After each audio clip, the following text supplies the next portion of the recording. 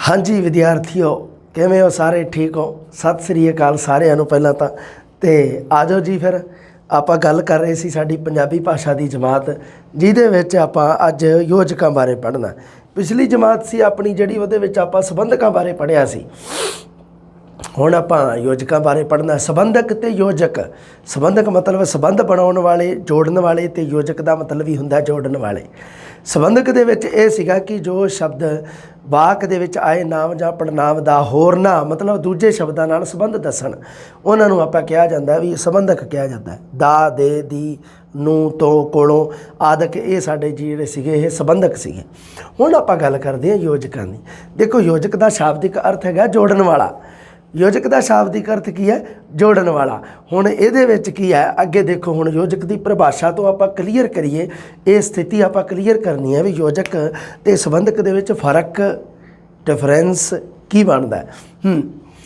ਜਿਹੜਾ ਸ਼ਬਦ ਦੋ ਸ਼ਬਦਾਂ, ਵਾਕੰਸ਼ਾਂ ਜਾਂ ਵਾਕਾਂ ਨੂੰ ਜੋੜਦਾ ਹੈ ਉਸ ਨੂੰ ਯੋਜਕ ਆਖਦੇ ਹਨ। ਇੱਕ ਪਰਿਭਾਸ਼ਾ ਕਿ ਜੋ ਸ਼ਬਦ ਦੋ ਸ਼ਬਦਾਂ, ਵਾਕੰਸ਼ਾਂ ਜਾਂ ਵਾਕਾਂ ਨੂੰ ਜੋੜਦਾ ਹੈ। ਵਾਕੰਸ਼, ਉਪਵਾਕ ਤੇ ਵਾਕ ਬਾਰੇ ਆਪਣੀ ਵੀਡੀਓ ਵਾਕ ਬੋਧ ਦੇ ਵਿੱਚ ਪਈ ਆ, ਥੋੜੀ ਦੇਖ ਲਿਓ ਸਾਰੇ।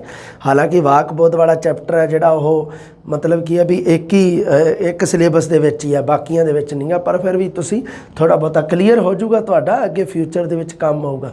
ਮੰਨ ਲਓ ਕੋਈ ਵੀ ਅੱਗੇ ਤਿਆਰੀ ਕਰਦੇ ਹੋ, ਉਹਦੇ ਵਿੱਚ ਵਾਕ ਬੋਧ ਦੇ ਵਿੱਚ ਆਹ ਹੀ ਉਦੇਸ਼, ਵਿਧੇਯ ਤੇ ਆ ਜਿਹੜੇ ਵਾਕਾਂਸ਼, ਉਪਵਾਕ, ਵਾਕ, ਇਹ ਆ ਜਿਹੜੇ ਸਾਰੇ ਵਧੀਆ ਸ਼ਾਨਦਾਰ ਕਲੀਅਰ ਕੀਤਾ। ਹੁਣ ਇਹਦੇ ਵਿੱਚ ਵਾਕੰਸ਼ਾਂ ਜਾਂ ਵਾਕਾਂ ਨੂੰ ਜੋੜਦਾ ਹੈ ਉਸ ਨੂੰ ਕਹਿੰਦੇ ਆ ਯੋਜਕ। ਦੂਸਰੀ ਪਰਿਭਾਸ਼ਾ, ਯੋਜਕ ਸ਼ਬਦ ਦੋ ਸ਼ਬਦਾਂ, ਵਾਕੰਸ਼ਾਂ, ਉਪਵਾਕਾਂ ਜਾਂ ਵਾਕਾਂ ਨੂੰ ਇੱਕ ਦੂਜੇ ਨਾਲ ਜੋੜਦੇ ਹਨ। ਜਿਵੇਂ ਅਤੇ, ਤੇ, ਕਿਉਂਕਿ, ਸਗੋਂ, ਪਰ, ਇਸ ਲਈ। ਇਹ ਸ਼ਬਦ ਹੈ ਜਿਹੜੇ ਇਹ ਸਾਡੇ ਯੋਜਕ ਸ਼ਬਦ ਹੈ। ਇਹ ਸਾਡੇ ਕਿਹੜੇ ਸ਼ਬਦ ਹੈ? ਯੋਜਕ ਸ਼ਬਦ ਹੈ। ਹੁਣ ਅਗਲੀ ਦੇਖ ਲਓ, ਅੱਗੇ ਕੁਝ ਉਦਾਹਰਨਾਂ ਦੇਖਦੇ ਹਾਂ ਫਿਰ ਪਤਾ ਲੱਗੂਗਾ। ਰਜਿੰਦਰ ਅਤੇ ਸੁਰਿੰਦਰ ਖੇਡ ਰਹੇ ਹਨ। ਦੋ ਸ਼ਬਦਾਂ ਨੂੰ ਜੋੜਨ ਵਾਲਾ ਤੇ ਯੋਜਕ ਹੈ। ਅੱਛਾ, ਹੁਣ ਦੇਖੋ ਯੋਜਕ ਹੈ ਜਿਹੜਾ ਉਹਦਾ ਜਦੋਂ ਹੁੰਦਾ ਹੈ, ਯੋਜਕ ਜਦੋਂ ਕਿਸੇ ਵਾਕ ਦੇ ਵਿੱਚ ਆਇਆ ਹੁੰਦਾ ਉਦੋਂ ਆਪਾਂ ਉਸ ਵਾਕ ਨੂੰ ਦੋ ਹਿੱਸਿਆਂ ਦੇ ਵਿੱਚ ਵੰਡ ਕੇ ਲਿਖ ਸਕਦੇ ਹਾਂ, ਦੋ ਭਾਗਾਂ ਦੇ ਵਿੱਚ ਵੰਡ ਸਕਦੇ ਹਾਂ। ਹੁਣ ਇਹਦੇ ਵਿੱਚ ਹੈਗਾ ਰਜਿੰਦਰ ਤੇ ਸੁਰਿੰਦਰ ਖੇਡ ਰਹੇ ਹਨ। ਇਹਨੂੰ ਮੈਂ ਬੋਲਦਾ ਰਜਿੰਦਰ ਖੇਡ ਰਿਹਾ ਹੈ ਅਤੇ ਸੁਰਿੰਦਰ ਵੀ ਖੇਡ ਰਿਹਾ ਹੈ। ਇੱਕੋ ਹੀ ਗੱਲ ਹੈ ਵੀ ਰਜਿੰਦਰ ਤੇ ਸੁਰਿੰਦਰ ਦੋਨੋਂ ਹੀ ਖੇਡ ਰਹੇ ਆ। ਮਤਲਬ ਰਜਿੰਦਰ ਖੇਡ ਰਿਹਾ ਇੱਕ ਵਾਕ ਹੋ ਗਿਆ, ਸੁਰਿੰਦਰ ਖੇਡ ਰਿਹਾ ਹੈ ਦੂਜਾ ਵਾਕ ਹੋ ਗਿਆ। ਯੋਜਕ ਦੋਨਾਂ ਵਾਕਾਂ ਨੂੰ ਜੋੜਨ ਵਾਲਾ, ਦੋਨਾਂ ਸ਼ਬਦਾਂ ਨੂੰ ਜੋੜਨ ਵਾਲਾ। ਬੱਦਲ ਆਏ ਪਰ ਮੀਂਹ ਨਾ ਵਰਿਆ, ਇਹ ਦੋ ਵਾਕਾਂ ਨੂੰ ਜੋੜਨ ਵਾਲਾ ਹੈ। ਬੱਦਲ ਆਏ ਤੇ ਮੀਂਹ ਨਾ ਵਰਿਆ ਦੋਨੋਂ ਵਾਕ ਆ, ਦੋਨਾਂ ਨੂੰ ਜੋੜਨ ਵਾਲਾ। ਪਰ ਸ਼ਬਦ ਸਾਡਾ ਯੋਜਕ ਹੈ। ਅੱਗੇ ਵਾਕੰਸ਼ਾਂ ਨੂੰ ਜੋੜਨ ਵਾਲਾ, ਸੁੰਦਰ ਨਜ਼ਾਰਿਆਂ ਅਤੇ ਠੰਡੀਆਂ ਹਵਾਵਾਂ ਵਾਲਾ ਪ੍ਰਦੇਸ਼ ਕਸ਼ਮੀਰ ਹੈ। ਇਹਦੇ ਵਿੱਚ ਸੁੰਦਰ ਨਜ਼ਾਰਿਆਂ ਵਾਕੰਸ਼ ਹੈ ਤੇ ਠੰਡੀਆਂ ਹਵਾਵਾਂ ਵਾਕੰਸ਼ ਹੈ, ਦੋਨਾਂ ਨੂੰ ਜੋੜਨ ਵਾਲਾ ਅਤੇ ਯੋਜਕ ਹੈ। ਹੁਣ ਕਾਰਜ ਦੇ ਆਧਾਰ ਤੇ ਯੋਜਕ ਦੋ ਹੀ ਪੜ੍ਹਨੇ ਆ, ਸਮਾਨ ਯੋਜਕ ਤੇ ਅਧੀਨ ਯੋਜਕ। ਸਮਾਨ ਯੋਜਕਾਂ ਦੇ ਅੱਗੇ ਪ੍ਰਕਾਰ, ਅਧੀਨ ਯੋਜਕਾਂ ਦੇ ਕੋਈ ਅੱਗੇ ਪ੍ਰਕਾਰ ਪੜ੍ਹਨ ਦੀ ਕੋਈ ਲੋੜ ਨਹੀਂ ਹੈ। ਰੀਟ ਵਾਲਾ ਪੇਪਰ ਹੈ ਜਿਹੜਾ ਜਾਂ ਗ੍ਰੇਡ 3 ਵਾਲਾ ਪੇਪਰ ਆਵੇਗਾ, ਉਹਦੇ ਵਿੱਚ ਇਸ ਤਰ੍ਹਾਂ ਦਾ ਪ੍ਰਸ਼ਨ ਨਹੀਂ ਪੁੱਛਿਆ ਜਾਂਦਾ। ਹੁਣ ਇਹਦੇ ਵਿੱਚ ਕੀ ਹੈ? ਇਹਦੇ ਵਿੱਚ ਸਮਾਨ ਤੇ ਅਧੀਨ ਯੋਜਕ ਆਪਾਂ ਕਲੀਅਰ ਕਰਨੇ ਆ। ਸਮਾਨ ਤੇ ਅਧੀਨ ਯੋਜਕ ਆਪਾਂ ਕਲੀਅਰ ਕਰਨ ਵਾਸਤੇ ਆਪਾਂ ਨੂੰ ਕੀ ਹੈ, ਕਿਹੜੀ ਚੀਜ਼ ਦਾ ਗਿਆਨ ਹੋਣਾ ਚਾਹੀਦਾ? ਵਾਕਾਂਸ਼, ਉਪਵਾਕ, ਵਾਕ। ਅਗਰ ਤੁਹਾਨੂੰ ਵਾਕ ਤੇ ਉਪਵਾਕ ਬਾਰੇ ਪਤਾ ਹੈ ਨਾ, ਸਮਝੋ ਯੋਜਕ ਤੁਹਾਡੇ ਜਮਾਂ ਸਹੀ ਹੈ, ਕਿਉਂਕਿ ਵਾਕ ਦੇ ਵਿੱਚ ਹੀ ਆ ਮੇਨ ਗੱਲ। ਵਾਕਾਂ ਬਾਰੇ ਆਪਣੀ ਕਲਾਸ ਹੈ ਜਿਹੜੀ ਉਹ ਦੁਬਾਰੇ ਫਿਰ ਰਿਪੀਟ ਨਾ ਦੇਖ ਲਿਓ ਤੁਸੀਂ। ਸਮਾਨ ਯੋਜਕ ਦੀ ਗੱਲ ਕਰਦੇ ਹਾਂ। ਹਾਂਜੀ, ਜਿਹੜਾ ਯੋਜਕ ਦੋ ਸਮਾਨ ਜਾਂ ਬਰਾਬਰ ਦੇ ਵਾਕਾਂ ਨੂੰ ਜੋੜੇ ਉਹਨੂੰ ਕਿਹਾ ਜਾਂਦਾ ਹੈ ਸਮਾਨ। ਸਮਾਨ ਦਾ ਸ਼ਾਬਦਿਕ ਅਰਥ ਹੁੰਦਾ ਬਰਾਬਰ, ਇੱਕੋ ਜਿਹਾ। ਸਮਾਨ ਯੋਜਕ ਦੋ ਸੁਤੰਤਰ ਵਾਕਾਂ ਜਾਂ ਦੋ ਸਮਾਨ ਉਪਵਾਕਾਂ ਨੂੰ ਜੋੜਨ ਦਾ ਕੰਮ ਕਰਦਾ ਹੈ। ਜਾਂ ਤਾਂ ਦੋ ਸੁਤੰਤਰ ਵਾਕ ਹੋਣਗੇ ਜਾਂ ਦੋ ਸਮਾਨ ਉਪਵਾਕ ਹੋਣਗੇ। ਦੋ ਸੁਤੰਤਰ ਜਾਂ ਸਮਾਨ ਵਾਕ ਕਿਹੜੇ ਹੁੰਦੇ ਆ? ਉਹ ਵਾਕ ਹੁੰਦੇ ਆ ਜੋ ਕਿਸੇ ਭਾਸ਼ਾ ਦੇ ਵਿੱਚ, ਕਿਸੇ ਸਥਿਤੀ ਦੇ ਵਿੱਚ ਸੁਤੰਤਰ ਰਹਿਣ, ਕਿਸੇ ਹੋਰ ਉਪਵਾਕ ਜਾਂ ਵਾਕ ਦੇ ਅਧੀਨ ਨਾ ਹੋਣ, ਉਹਨਾਂ ਨੂੰ ਆਪਣੇ ਆਪ ਨੂੰ ਪੂਰਾ ਕਰਨ ਵਾਸਤੇ ਕਿਸੇ ਦਾ ਸਹਾਰਾ ਨਾ ਲੈਣਾ ਪਵੇ, ਉਹਨਾਂ ਨੂੰ ਸੁਤੰਤਰ ਜਾਂ ਸਮਾਨ ਉਪਵਾਕ ਜਾਂ ਵਾਕ ਕਹਿੰਦੇ ਆ। ਸਮਾਨ ਯੋਜਕ ਹੈ ਜਿਹੜਾ ਉਹ ਦੋ ਸਧਾਰਨ ਜਾਂ ਸੁਤੰਤਰ ਵਾਕਾਂ ਨੂੰ ਜੋੜ ਕੇ ਸੰਯੁਕਤ ਵਾਕ ਦਾ ਨਿਰਮਾਣ ਕਰਦਾ ਹੈ। ਸੰਯੁਕਤ ਵਾਕ ਆਪਾਂ ਪੜ੍ਹਿਆ ਸੀਗਾ। ਸੰਯੁਕਤ ਵਾਕ ਜਦੋਂ ਬਣਾਇਆ ਜਾਂਦਾ ਹੈ, ਦੋ ਸਧਾਰਨ ਜਾਂ ਦੋ ਸਮਾਨ ਉਪਵਾਕਾਂ ਨੂੰ ਜੋੜ ਕੇ ਜਦੋਂ ਬਣਦਾ ਹੈ ਤਾਂ ਉਹਨਾਂ ਨੂੰ ਜੋੜਨ ਵਾਸਤੇ ਯੋਜਕ ਦੀ ਲੋੜ ਪੈਂਦੀ ਹੈ। ਕਿਹੜੇ ਯੋਜਕ ਦੀ? ਸਮਾਨ ਯੋਜਕ ਦੀ। ਸਮਾਨ ਯੋਜਕ ਕਿਹਨਾਂ ਦਾ ਨਿਰਮਾਣ ਕਰਦਾ ਹੈ? ਸੰਯੁਕਤ ਵਾਕ ਦਾ। ਆਪਾਂ ਤਿੰਨ ਪ੍ਰਕਾਰ ਦੇ ਵਾਕ ਪੜ੍ਹੇ ਸੀ, ਇੱਕ ਸਧਾਰਨ ਵਾਕ, ਇੱਕ ਸੰਯੁਕਤ, ਇੱਕ ਮਿਸ਼ਰਿਤ, ਤੇ ਇੱਕ ਕਿਤੇ ਕਿਤੇ ਵਿਆਕਰਨਾਂ ਦੇ ਵਿੱਚ ਦਿੱਤਾ ਹੁੰਦਾ ਗੁੰਝਲਦਾਰ ਵਾਕ। ਉਹਦੇ ਬਾਰੇ ਨਹੀਂ ਆਪਾਂ ਕੋਈ ਏਡਾ ਖਿਆਲ ਨਹੀਂ ਕਰਨਾ, ਨਾ ਤੁਸੀਂ ਉਹਦੇ ਉੱਪਰ ਜਾਣਾ ਹੀ, ਕੋਈ ਟੈਨਸ਼ਨ ਲੈਣ ਦੀ ਲੋੜ ਨਹੀਂ। ਆਪਣੇ ਤਿੰਨ ਹੀ ਆ ਮਹੱਤਵਪੂਰਨ। ਇੱਕ ਸਾਡਾ ਹੈਗਾ ਸਧਾਰਨ, ਇੱਕ ਸਾਡਾ ਹੈਗਾ ਸੰਯੁਕਤ, ਤੇ ਇੱਕ ਹੈਗਾ ਸਾਡਾ ਮਿਸ਼ਰਿਤ। ਹੁਣ ਕੀ ਆ ਵੀ ਸਮਾਨ ਯੋਜਕ ਤਾਂ ਸੰਯੁਕਤ ਵਾਕਾਂ ਦਾ ਨਿਰਮਾਣ ਕਰਦੇ ਆ ਤੇ ਅਧੀਨ ਯੋਜਕ ਮਿਸ਼ਰਿਤ ਵਾਕਾਂ ਦਾ ਨਿਰਮਾਣ ਕਰਦੇ ਆ। ਸਮਾਨ ਯੋਜਕ ਸੰਯੁਕਤ ਵਾਕ, ਸਮਾਨ ਯੋਜਕ ਦਾ ਸੰਬੰਧ ਸੰਯੁਕਤ ਵਾਕ ਦੇ ਨਾਲ, ਅਧੀਨ ਯੋਜਕ ਦਾ ਸੰਬੰਧ ਮਿਸ਼ਰਿਤ ਵਾਕ ਦੇ ਨਾਲ। ਬਸ ਦੋ ਗੱਲਾਂ ਕਲੀਅਰ, ਤੇ ਯੋਜਕ ਤੇ ਸਾਡੇ ਵਾਕ ਆ ਜਿਹੜੇ ਉਹ ਸਾਡੇ ਸਾਰੇ ਕਲੀਅਰ ਹੋ ਜਾਣਗੇ। ਹੁਣ ਦੇਖੋ ਜੀ ਅਗਲੀ ਗੱਲ, ਸਮਾਨ ਯੋਜਕ ਦੋ ਸਧਾਰਨ ਜਾਂ ਸੁਤੰਤਰ ਵਾਕਾਂ ਨੂੰ ਜੋੜ ਕੇ ਸੰਯੁਕਤ ਵਾਕ ਦਾ ਨਿਰਮਾਣ ਕਰਦਾ। ਜਿਵੇਂ ਪ੍ਰਦੀਪ ਨੌਕਰੀ ਕਰਦਾ ਹੈ, ਨਾਲੇ ਪੜ੍ਹਦਾ ਹੈ। ਨਾਲੇ ਸ਼ਬਦ ਹੈ ਸਾਡਾ ਸਮਾਨ ਯੋਜਕ ਹੈ ਵੀ ਪ੍ਰਦੀਪ ਨੌਕਰੀ ਕਰਦਾ ਹੈ, ਪ੍ਰਦੀਪ ਪੜ੍ਹਦਾ ਹੈ। ਦੋ ਅਲੱਗ-ਅਲੱਗ ਵਾਕ ਹੋ ਗਏ। ਦੋਨੋਂ ਵਾਕ ਸੁਤੰਤਰ ਉਪਵਾਕ ਦੇ ਰੂਪ ਵਿੱਚ ਹੈ, ਕਿਉਂਕਿ ਦੋਨਾਂ ਨੂੰ ਕਿਸੇ ਹੋਰ ਵਾਕ ਦੀ, ਕਿਸੇ ਉਪਵਾਕ ਦਾ ਸਹਾਰਾ ਨਹੀਂ ਲੈਣਾ ਪੈ ਰਿਹਾ। ਪ੍ਰਦੀਪ ਨੌਕਰੀ ਕਰਦਾ ਹੈ ਆਪਣੇ ਆਪ ਦੇ ਵਿੱਚ ਪੂਰਨ ਹੈ। ਦੂਸਰਾ ਮੈਂ ਬੋਲਿਆ ਪ੍ਰਦੀਪ ਪੜ੍ਹਦਾ ਹੈ। ਹੁਣ ਇਹਨਾਂ ਦੋਨਾਂ ਨੂੰ ਜੋੜ ਕੇ ਇੱਕ ਵਾਕ ਬਣਾਇਆ ਗਿਆ ਸੰਯੁਕਤ ਵਾਕ। ਸੰਯੁਕਤ ਵਾਕ ਕਿਵੇਂ ਬਣਦਾ? ਸੰਯੁਕਤ ਵਾਕ ਦੀ ਪਰਿਭਾਸ਼ਾ ਕੀ ਹੈ? ਦੋ ਸਮਾਨ ਜਾਂ ਸੁਤੰਤਰ ਵਾਕਾਂ ਜਾਂ ਉਪਵਾਕਾਂ ਨੂੰ ਜੋੜ ਕੇ ਜਦੋਂ ਬਣਦਾ ਹੈ, ਦੋ ਜਾਂ ਦੋ ਤੋਂ ਵੱਧ ਵੀ ਹੋ ਸਕਦੇ ਆ, ਉਹਨਾਂ ਨੂੰ ਆਪਾਂ ਕਹਿ ਦਿੰਦੇ ਹਾਂ ਸਾਡੇ ਸੰਯੁਕਤ ਵਾਕ। ਪ੍ਰਦੀਪ ਨੌਕਰੀ ਕਰਦਾ ਹੈ, ਨਾਲੇ ਪੜ੍ਹਦਾ ਹੈ। ਹੁਣ ਇਹਦੇ ਵਿੱਚ ਕੀ ਹੈ ਵੀ ਪ੍ਰਦੀਪ ਨੌਕਰੀ ਕਰਦਾ ਹੈ, ਪ੍ਰਦੀਪ ਪੜ੍ਹਦਾ ਹੈ। ਦੋ ਸਮਾਨ ਵਾਕ ਹੋ ਗਏ, ਦੋ ਸੁਤੰਤਰ ਵਾਕ ਹੋ ਗਏ, ਉਹਨਾਂ ਨੂੰ ਨਾਲੇ ਸਮਾਨ ਯੋਜਕ ਨਾਲ ਜੋੜਿਆ ਤਾਂ ਸੰਯੁਕਤ ਵਾਕ ਦਾ ਨਿਰਮਾਣ ਹੋ ਗਿਆ। ਉਹ ਉੱਚਾ ਲੰਮਾ ਹੈ ਪਰ ਸੋਹਣਾ ਨਹੀਂ। ਹੁਣ ਇਹਦੇ ਵਿੱਚ ਦੋ ਵਾਕ ਬਣਦੇ ਆ, ਉਹ ਉੱਚਾ ਲੰਮਾ ਹੈ, ਉਹ ਸੋਹਣਾ ਨਹੀਂ ਹੈ। ਹੁਣ ਇਹਨਾਂ ਦੋਨਾਂ ਨੂੰ ਜੋੜਨ ਵਾਸਤੇ ਪਰ ਸ਼ਬਦ ਦਾ ਇਸਤੇਮਾਲ ਹੋਇਆ ਤਾਂ ਵਾਕ ਕੀ ਬਣਿਆ? ਉਹ ਉੱਚਾ ਲੰਮਾ ਹੈ ਪਰ ਸੋਹਣਾ ਨਹੀਂ। ਹੁਣ ਇਹ ਤੋਂ ਬਾਅਦ 'ਚ ਹੈ ਲਿਖਣ ਦੀ ਲੋੜ ਨਹੀਂ ਗੀ, ਇੱਥੇ ਵਾਕ ਖਤਮ ਹੁੰਦਾ ਹੀ ਹੈ। ਕਾਮਨ ਸੈਂਸ ਆ, ਤੁਹਾਨੂੰ ਪਤਾ ਹੈ ਵੀ ਐਵੇਂ ਨਹੀਂ ਲਿਖਿਆ ਜਾਂਦਾ ਹੁੰਦਾ ਵੀ ਉਹ ਉੱਚਾ ਲੰਮਾ ਹੈ ਪਰ ਸੋਹਣਾ ਨਹੀਂ ਹੈ। ਇਹ ਵਾਕ ਦਾ ਸੈਂਸ ਨਹੀਂ ਬਣਦਾ, ਵਧੀਆ ਨਹੀਂ ਬਣਦਾ। ਬਣਤਰ ਦੇ ਪੱਖ ਤੋਂ ਵਾਕ ਵਧੀਆ ਕਿਹੜਾ ਬਣਦਾ? ਉਹ ਉੱਚਾ ਲੰਮਾ ਹੈ ਪਰ ਸੋਹਣਾ ਨਹੀਂ। ਅਗਲੀ ਗੱਲ ਦੇਖੋ, ਤੁਸੀਂ ਸਕੂਲ ਪੜ੍ਹਨ ਜਾਂਦੇ ਹੋ ਨਾ ਕਿ ਖੇਡਣ ਲਈ। ਹੁਣ ਨਾ ਕਿ ਸ਼ਬਦ ਹੈ ਜਿਹੜਾ ਸਾਡਾ ਸਮਾਨ ਯੋਜਕ ਹੈ, ਦੋ ਸਮਾਨ ਵਾਕਾਂ ਜਾਂ ਉਪਵਾਕਾਂ ਨੂੰ ਜੋੜ ਰਿਹਾ, ਸੰਯੁਕਤ ਵਾਕ ਦਾ ਨਿਰਮਾਣ ਹੋ ਰਿਹਾ ਹੈ। ਜਿਵੇਂ ਅੱਡ ਅੱਡ ਬੋਲਦਾ ਮੈਂ, ਤੁਸੀਂ ਸਕੂਲ ਪੜ੍ਹਨ ਜਾਂਦੇ ਹੋ, ਤੁਸੀਂ ਸਕੂਲ ਖੇਡਣ ਲਈ ਨਹੀਂ ਜਾਂਦੇ। ਨਾ ਕਿ ਮਤਲਬ ਨਹੀਂ, ਨਾ ਕਿ ਵੀ ਤੁਸੀਂ ਸਕੂਲ ਪੜ੍ਹਨ ਜਾਂਦੇ ਹੋ, ਤੁਸੀਂ ਸਕੂਲ ਖੇਡਣ ਨਹੀਂ ਜਾਂਦੇ। ਇਹ ਦੋ ਅਲੱਗ-ਅਲੱਗ ਵਾਕ ਹੋ ਗਏ, ਦੋਨੋਂ ਸੁਤੰਤਰ ਹੈ, ਅਲੱਗ-ਅਲੱਗ ਹੈ। ਕਿਸੇ ਨੂੰ ਵੀ ਕਿਸੇ ਦਾ ਸਹਾਰਾ ਲੈਣ ਦੀ ਲੋੜ ਨਹੀਂ ਹੈ, ਜਾਂ ਉਹਨਾਂ ਨੂੰ ਕਿਸੇ ਹੋਰ ਦਾ ਸਹਾਰਾ ਲੈਣ ਦੀ ਲੋੜ ਨਹੀਂ ਹੈ, ਆਪਣੇ ਆਪ ਦੇ ਵਿੱਚ ਪੂਰੇ ਹੈ। ਤੁਸੀਂ ਸਕੂਲ ਪੜ੍ਹਨ ਜਾਂਦੇ ਹੋ, ਤੁਸੀਂ ਸਕੂਲ ਖੇਡਣ ਨਹੀਂ ਜਾਂਦੇ। ਹੁਣ ਇਹਨੂੰ ਸਮਾਨ ਯੋਜਕ ਦੇ ਨਾਲ ਜੋੜਨਾ ਹੈ, ਨਾ ਕਿ ਸਮਾਨ ਯੋਜਕ ਦਾ ਇਸਤੇਮਾਲ ਕਰਕੇ ਤੁਸੀਂ ਸਕੂਲ ਪੜ੍ਹਨ ਜਾਂਦੇ ਹੋ, ਨਾ ਕਿ ਖੇਡਣ ਲਈ। ਹੁਣ ਅਗਲੀ ਗੱਲ ਕਰਦੇ ਹਾਂ, ਸੁਖਦੇਵ ਅਤੇ ਬਲਦੇਵ ਗੈਰ ਹਾਜ਼ਰ ਹਨ। ਹੁਣ ਇਹ ਵੀ ਸਾਡੇ ਦੋ ਵਾਕ ਹੈ, ਦੋ ਸੁਤੰਤਰ ਵਾਕ ਬਣਦੇ ਆ ਜਿਹਦੇ ਵਿੱਚ ਅਤੇ ਸਮਾਨ ਯੋਜਕ ਦੀ ਸਹਾਇਤਾ ਨਾਲ ਇੱਕ ਸੰਯੁਕਤ ਵਾਕ ਦਾ ਨਿਰਮਾਣ ਕੀਤਾ। ਅਲੱਗ-ਅਲੱਗ ਸੁਖਦੇਵ ਗੈਰ ਹਾਜ਼ਰ ਹੈ ਅਤੇ ਬਲਦੇਵ ਵੀ ਗੈਰ ਹਾਜ਼ਰ ਹੈ। ਅਲੱਗ-ਅਲੱਗ ਹੋ ਗਏ। ਜਿਵੇਂ ਤੁਸੀਂ ਇਹ ਲਿਖ ਸਕਦੇ ਹੋ ਵੀ ਸੁਖਦੇਵ ਗੈਰ ਹਾਜ਼ਰ ਹੈ, ਲਾ ਦਿਓ ਡੰਡੀ, ਪੂਰਨ ਵਿਸ਼ਰਾਮ ਲਾ ਦਿਓ, ਫਿਰ ਅੱਗੇ ਲਿਖ ਦਿਓ ਬਲਦੇਵ ਗੈਰ ਹਾਜ਼ਰ ਹੈ। ਦੋਨਾਂ ਦਾ ਤੁਸੀਂ ਕਹੋ ਜੀ ਸੰਯੁਕਤ ਵਾਕ ਬਣਾਓ ਤਾਂ ਇਹਦਾ ਬਣੂਗਾ ਸੁਖਦੇਵ ਅਤੇ ਬਲਦੇਵ ਗੈਰ ਹਾਜ਼ਰ ਹਨ। ਹੁਣ ਅੱਗੇ ਦੇਖੋ ਅਗਲਾ ਹੋਰ, ਚੰਡੀਗੜ੍ਹ ਪੰਜਾਬ ਤੇ ਹਰਿਆਣਾ ਦੀ ਰਾਜਧਾਨੀ ਹੈ। ਹੁਣ ਇਹਦੇ ਵਿੱਚ ਕੀ ਹੈ? ਤੇ ਸ਼ਬਦ ਹੈ ਜਿਹੜਾ ਉਹ ਸਮਾਨ ਯੋਜਕ ਦੇ ਰੂਪ ਵਿੱਚ ਦੋ ਸਮਾਨ ਜਾਂ ਸੁਤੰਤਰ ਵਾਕਾਂ ਜਾਂ ਉਪਵਾਕਾਂ ਨੂੰ ਜੋੜ ਕੇ ਸੰਯੁਕਤ ਵਾਕ ਦਾ ਨਿਰਮਾਣ ਕਰ ਰਿਹਾ। ਚੰਡੀਗੜ੍ਹ ਪੰਜਾਬ ਦੀ ਰਾਜਧਾਨੀ ਹੈ, ਇੱਕ ਵਾਕ ਹੈ। ਚੰਡੀਗੜ੍ਹ ਹਰਿਆਣਾ ਦੀ ਰਾਜਧਾਨੀ ਹੈ, ਦੂਜਾ ਵਾਕ ਹੈ। ਉੱਚ ਸਿੱਖਿਆ ਦਿਲ ਤੇ ਦਿਮਾਗ ਦੋਨਾਂ ਦੀ ਸਿਖਲਾਈ ਲਈ ਜ਼ਰੂਰੀ ਹੈ। ਲੰਮਾ ਵਾਕ ਲੈਂਥੀ ਵਾਕ ਆ, ਮੈਂ ਜਾਣ ਬੁੱਝ ਕੇ ਲਿਖਿਆ ਤਾਂ ਜੋ ਤੁਸੀਂ ਇਸ ਤਰ੍ਹਾਂ ਦਾ ਵੀ ਕੋਈ ਮੰਨ ਲਓ ਆਵੇ ਫਿਰ ਵੀ ਉਸ ਚੀਜ਼ ਨੂੰ ਸੋਲਵ ਕਰ ਸਕੋ, ਦੇਖ ਸਕੋ। ਤੇ ਸ਼ਬਦ ਹੈ ਜਿਹੜਾ ਇਹ ਸਾਡਾ ਸਮਾਨ ਯੋਜਕੀ ਹੈ। ਤੇ ਅਤੇ ਉੱਚ ਸਿੱਖਿਆ ਦਿਲ ਵਾਸਤੇ, ਦਿਲ ਦੀ ਸਿਖਲਾਈ ਲਈ ਜ਼ਰੂਰੀ ਹੈ। ਉੱਚ ਸਿੱਖਿਆ ਦਿਮਾਗ ਦੀ ਸਿਖਲਾਈ ਲਈ ਜ਼ਰੂਰੀ ਹੈ। ਅਲੱਗ ਅਲੱਗ ਹੋ ਗਏ ਵਾਕ ਦੋ, ਦੋਨੇ ਆਪਣੇ ਆਪ ਦੇ ਵਿੱਚ ਸੁਤੰਤਰ ਹੈ, ਦੋਨੇ ਕਿਸੇ ਦੇ ਅਧੀਨ ਨਹੀਂ ਹਨ। ਇੱਕ ਹੁੰਦਾ ਸੁਤੰਤਰ, ਇੱਕ ਹੁੰਦਾ ਅਧੀਨ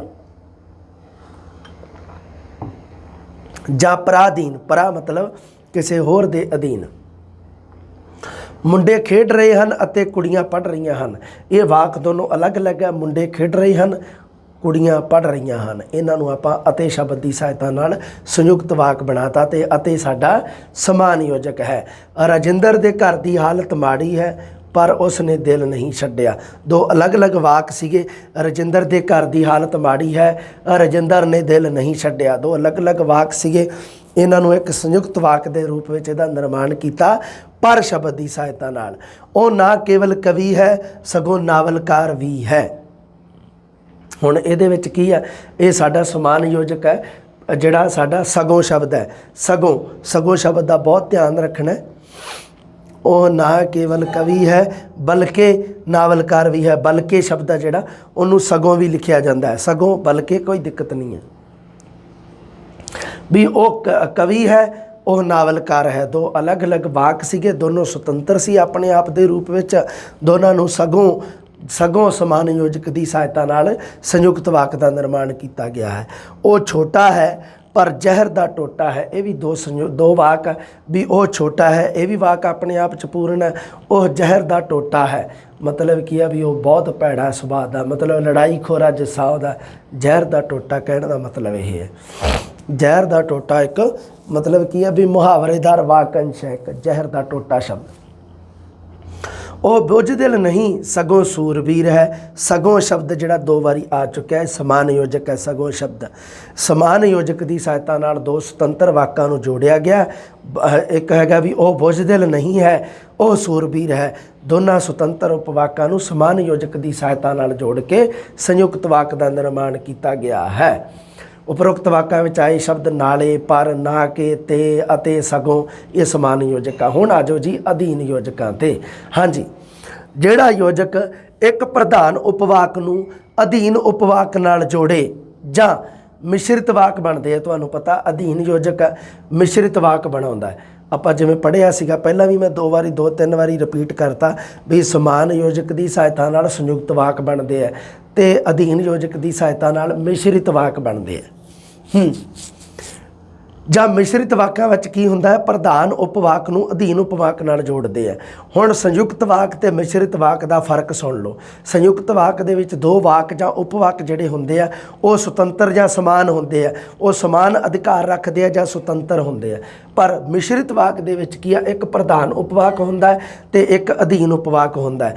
ਅਧੀਨ ਉਪਵਾਕ ਹੈ ਜਿਹੜਾ ਪਰਾਧੀਨ ਉਪਵਾਕ ਹੈ, ਉਹ ਪ੍ਰਧਾਨ ਉਪਵਾਕ ਦੇ ਨਾਲ ਆ ਕੇ ਹੀ ਪੂਰਾ ਹੁੰਦਾ ਹੈ, ਉਸ ਤੋਂ ਬਿਨਾਂ ਪੂਰਾ ਨਹੀਂ ਹੁੰਦਾ। ਉਹਦਾ ਸੈਂਸ ਆ ਜਿਹੜਾ ਉਹ ਪੂਰਾ ਨਹੀਂ ਹੁੰਦਾ।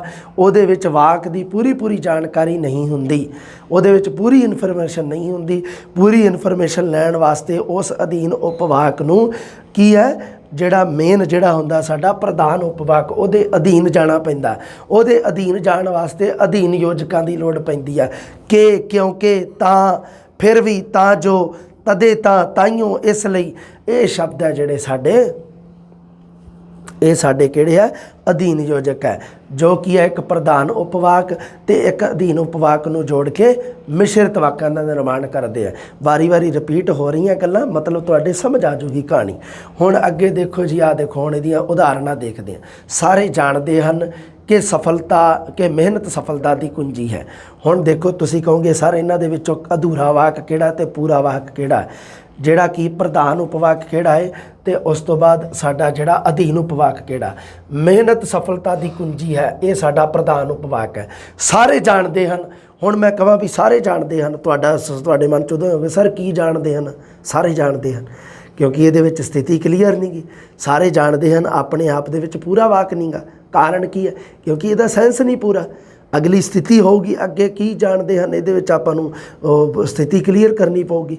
ਵਾਕ ਦੇ ਵਿੱਚ ਜੋ ਆਪਾਂ ਇਨਫੋਰਮੇਸ਼ਨ ਦੇਣੀ ਚਾਹੁੰਦੇ ਹਾਂ ਉਹ ਇਨਫੋਰਮੇਸ਼ਨ ਆਪਾਂ ਨੂੰ ਪੂਰੀ ਕਰਨੀ ਪਊਗੀ। ਸਾਰੇ ਜਾਣਦੇ ਹਨ ਇਹ ਸ਼ਬਦ ਤਾਂ ਪੂਰੀ ਨਹੀਂ ਕਰ ਰਿਹਾ, ਇਹ ਜਿਹੜਾ ਸ਼ਬਦ ਸਮੂਹ ਉਪਵਾਕ ਦਿੱਤਾ ਇਹ ਤਾਂ ਪੂਰੀ ਨਹੀਂ ਕਰ ਰਿਹਾ ਇਨਫੋਰਮੇਸ਼ਨ ਪੂਰੀ ਕਿਹੜਾ ਵਾਕ ਕਰ ਰਿਹਾ? ਮਿਹਨਤ ਸਫਲਤਾ ਦੀ ਕੁੰਜੀ ਹੈ। ਸੋ ਇਹ ਹੈ ਜਿਹੜਾ ਇਹਨਾਂ ਅਧੀਨ ਉਪਵਾਕ, ਇਹ ਇਸ ਪ੍ਰਧਾਨ ਉਪਵਾਕ ਦੇ ਨਾਲ ਜੁੜੇਗਾ ਕਿ ਸ਼ਬਦ ਦੀ ਸਹਾਇਤਾ ਨਾਲ।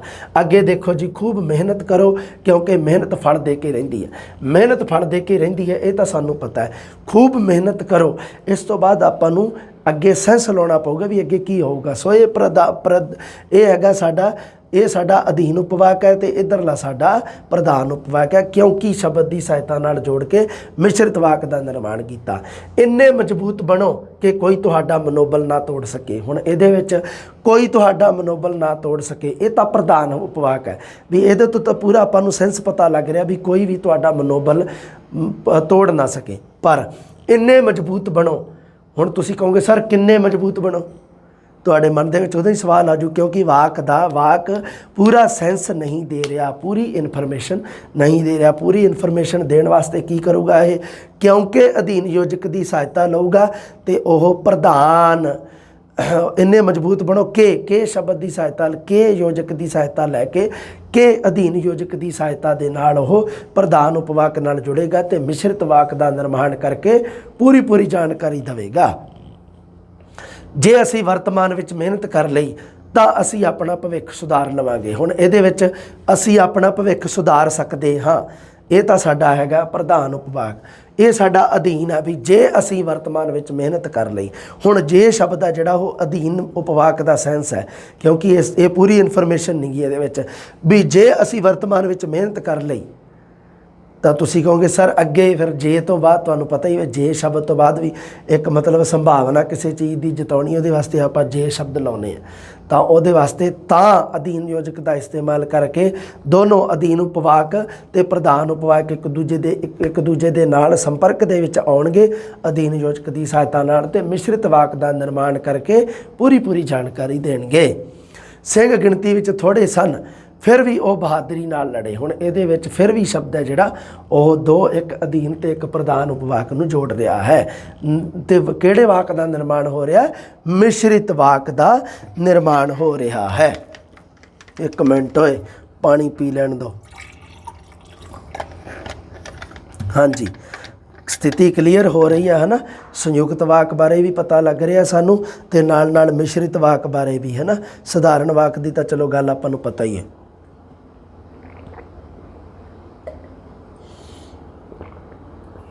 ਹਾਂਜੀ ਬੇਟਾ,